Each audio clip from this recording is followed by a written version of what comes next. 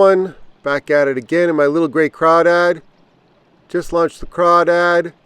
Got things squared away. We've got a beautiful morning here. Southeast winds. Partly cloudy. And my plan is to head to the other side of the lake where that southeast wind is creating just a little bit of a ripple on top. We don't have a ton of wind this morning, but it is building. I find that the fish chew a little bit better for me in the wind, and it just, well, honestly, it just makes me a better fisherman if I'm fishing in the wind. So that's the plan, and I'll catch up with you when we get there. Alright, I made it to the other side of the lake. I've got a Berkley Choppo 130 in my hand with a decoy egg snap number 2 on the nose, just to make it easy for me to swap lures. Got a mono leader. I think it's 15-pound Maxima Ultra Green, something like that. 50-pound braid. And that is a Daiwa, what is it? A Daiwa reaction rod. They have 2 rods in this series, just 2. One's a frog rod, which is excellent. And they also have a reaction rod, which is, kind of a moderate action type of thing. It's good for larger cranks or larger topwater baits like a Berkley Choppo or a Whopper Plopper. And it's an excellent set, both of the rods. And if you get them on sale, man, it's hard to beat. And with those 2 rods, you can do so much stuff that you can't do with, say like a lighter powered rod. And I got my first fish. That didn't take too long. I already said I wanted to be on the windy side because the wind helps me become a better fisherman. But what I'm doing out here is casting over spawning bluegill flats. So there's bluegill beds under the water. You can't see them because the water's a little dirty. But I'm fan casting over those bluegill flats. And the bass will be on the outskirts of the bluegill beds looking to pick off unsuspecting bluegill or smaller bluegill or bluegill that are a little bit lost or crazed over the spawn. I got my first fish. Let's do that again. That reel is a older Shimano Casitas, and I had lighter braid on it at one point. For whatever reason, I couldn't get that reel dialed in.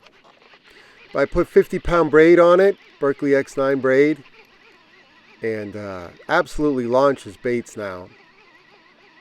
It's the combination of the rod and the reel and the line, everything working together.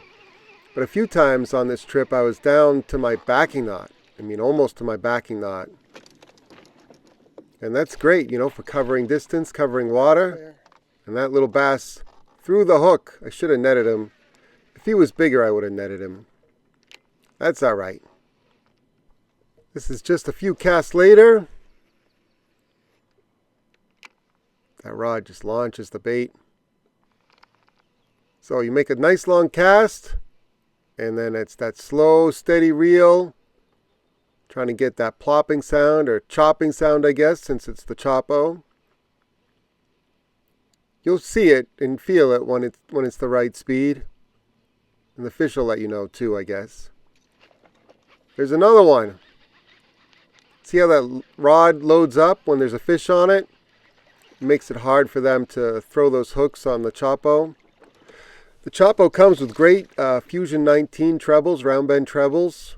It's good to go out of the box. Some of the Whopper Ploppers, they come with really heavy gauge hooks. Maybe it's for California fish, I don't know. But really like almost saltwater hooks. They're still black nickel hooks, but really heavy gauge. And I find sometimes those heavy gauge hooks are harder to set on a soft rod like this or any other rod really. So I swap out those hooks. But the Choppo is good to go right out of the box. It's got good split rings, good hardware. Both are excellent. Just some, small differences between them. I like the softer Whopper Plopper tail when there isn't as much wind. It's just a little bit more subtle. It's not like the Whopper Plopper is a subtle bait. but it's a little bit more subtle than the Choppo. The Choppo I like in these conditions when it's choppy, when I've got some clouds, when the water's a little dirty like it is here, and I want that extra sound. I want it to be loud, I want it to get their attention, and I want them to come out of the weeds and hit it. Alright, the sun's peeking through the clouds some more.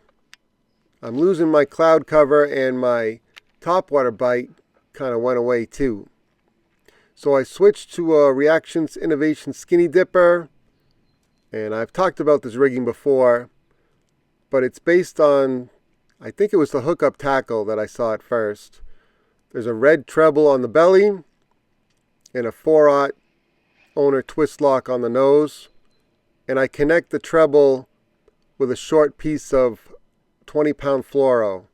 So there's no chance of that treble coming off the hook and getting lost in a fish or anything like that. And it's a great bait and rigging because you miss very few fish. They either get the top hook with the 4/0 owner twist lock, or they get the belly treble. So it's a great bait, but I've got a little bit too much weeds for me to be effective throwing it shallow. So I'm trying to work through the weeds. I'm trying to keep it above the weeds so it doesn't get fouled.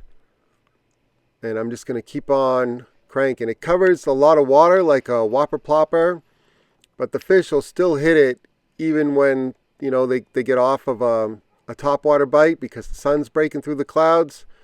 So it's kind of a 1-2 punch. You can throw the topwater early.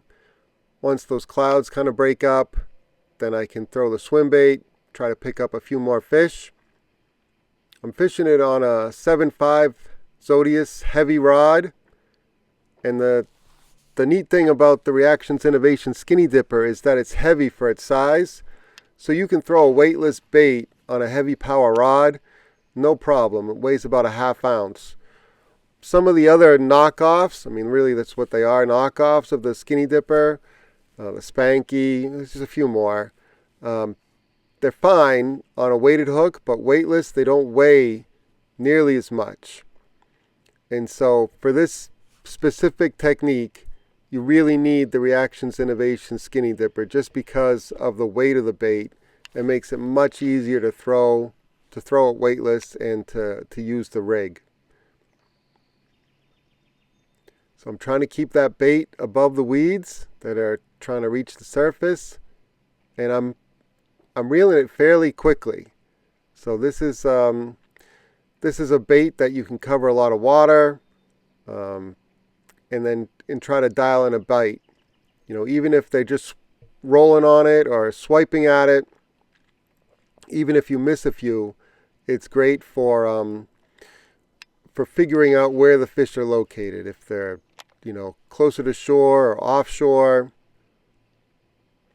and then you can go back through that same area with slower moving baits, like a Neko rig or a reverse rig, drop shot, anything like that. And I got another one.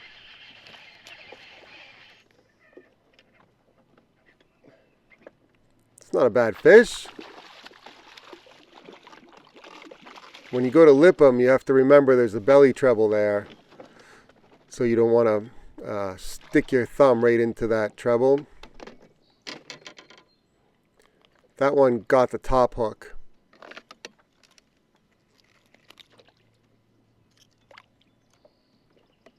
I was fishing it in a sungill color, trying to imitate those bluegill.